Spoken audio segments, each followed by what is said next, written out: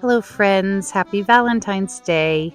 We're going to make Valentine's Day bookmarks, and here's the ones we're going to do. Now, you're going to make these stamps out of either an old paper towel roll or a toilet paper roll, and you're just going to squeeze it in half, just like this, and then cut that off. You don't need a whole lot for this. And it doesn't matter when you cut it off exactly where you cut it off, just so that it's comfortable in your hands. Now, you can make two out of this really well because you'll have two nice ends. You're going to want to press it. And I mean press it with something, your fingernails. This is called a bone fold. You could use the edge of your scissors like this. You could use a spoon. Whatever you can, just to get a really nice crease on both of those edges. Now, we're going to turn this into a heart so you can see I'm kind of popping it up and then going right there where that crease was in the middle to make our heart shape. And then you can kind of squeeze it and play with it there to figure out exactly how you want to shape that heart. Now, you can keep your fingers in it the whole time when you stamp. Here's another way to do it if you don't want to have to hold it. Grab some tape. Any kind of tape will do. You could even use hot glue. Now, I like it without the tape. I like how it makes just a very organic stamp, but make sure you tape at the back and not the front. I'm going to show you how to really secure this in a second. So I'm just trimming that edge off because I don't need the whole thing, and then making sure it goes through. And that would work really well. If you want it even tighter, I really like that one right there, by the way. But if you want to make it even tighter, I'm going to show you how to do that. So I'm going to take another piece of tape.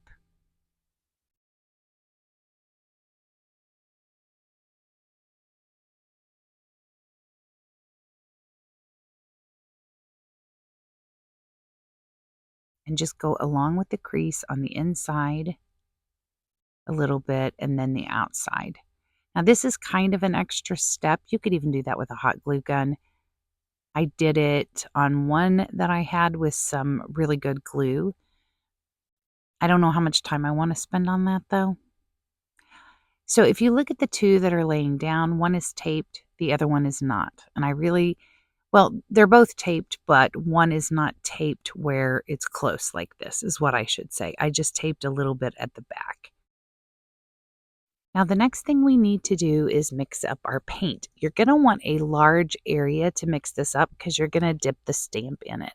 Now, I'm going to start with this crimson red color, and I'm making sure to get, it really nice and full of color, lots of value. And now I'm going to add quite a bit of water to this. We're thinking of the consistency of that melted butter. Really, really melted though. Almost between coffee, really thick coffee, and melted butter. Enough so that when you put the stamp in it, that it will absorb it a bit. It will pick it up so that we can put it onto our paper. Okay, so now we're going to get our stamps ready, and you can go in either vertical, horizontal way, whichever way you want to stamp these. You're going to also want to have clean water ready as well. And I'm going to switch to a little bit smaller brush just so that I can make sure that I stay within the line. So pick the brush that works the best for you for this. So I'm going to stamp this or dip this in here, make sure that it really absorbs it really, really well. And then wherever you want on your paper, you're just going to give it a stamp, just like that. Now I'm going to grab some of that clean water, kind of starting in there and just barely touching those sides so that we're getting that blooming effect of it going all the way around. You could probably do this with a cardstock as well if you don't have the tube or the paper towel roll. You could also use your watercolor pencils or pens to do this. And of course, if you don't have those, you can always just draw it on really thick with the paint and then do this. Now you can always grab some more color and touch it in wherever you want. But what we like about this are those dark sides and then a really nice light middle. Now notice I left that stamp sitting there, and I'm going to just keep turning this, and I'm going to repeat this process.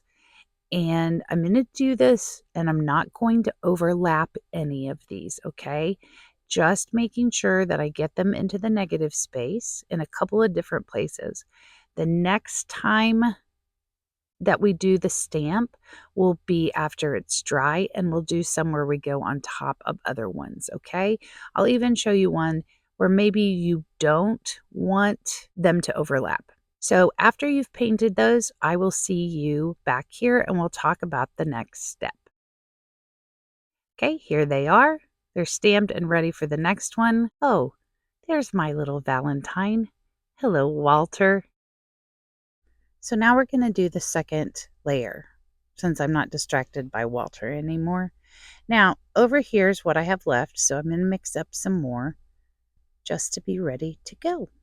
And then you're just going to stamp another layer on top, doing the same thing, not being worried that you might be disturbing the paint underneath just a little bit with the water, because it's all going to look absolutely fantastic.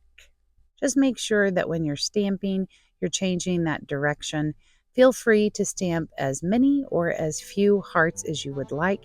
You can fill up the whole surface, or you can leave a ton of white space. And of course, you could do something a little bit more like this, where you don't even stamp over them. I hope you enjoyed this one. Happy Valentine's Day, my friends.